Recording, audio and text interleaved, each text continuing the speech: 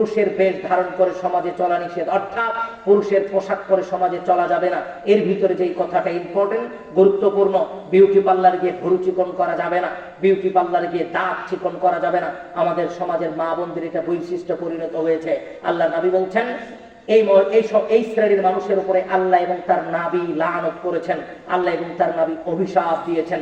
বলতে চাচ্ছিলাম ভাইজান, আজকের দুনিয়াতে ওমা বোন আপনাকেও বলতে চাচ্ছিলাম, শাশুড়ির দেখভাল করা আপনার জন্য জরুরি। সমাজের পিতামাতার সাথে ঝগড়া বিবাদে লিপ্ত হয় অধিকাংশ স্বামী তার স্ত্রীর কারণে, অধিকাংশ সন্তান তার স্ত্রীর কারণে স্বামীকে আলাদা করে দিচ্ছে।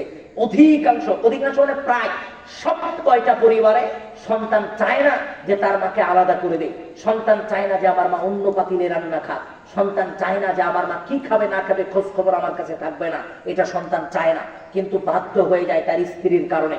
স্ত্রীর কারণে সে বাধ্য হয়ে যায়, সমাজে অশান্তি, চুষুর সংসারে অশান্তি তৈরি করে দেয়। এর জন্য মার কাছে, ও মা ও বোন, আপনার কাছে অনুরোধ, আপনার কাছে করজোড় আবেদন নিবেদন, এই কথাটা আপনাকে মনে রাখতে হবে।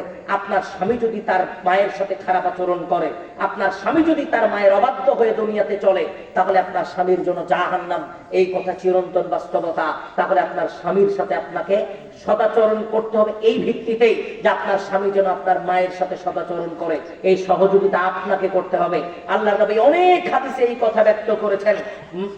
মুগীরা ইবনে শুবা রাদিয়াল্লাহু আনহু বলছেন, ইন্নাল্লাহা হাররামা, আল্লাহ সুবহানাহু ওয়া তাআলা হারাম করেছেন উকুকুল উম্মাহাত, পিতামাতার অবাধ্য হওয়া দুনিয়াতে হারাম করেছে।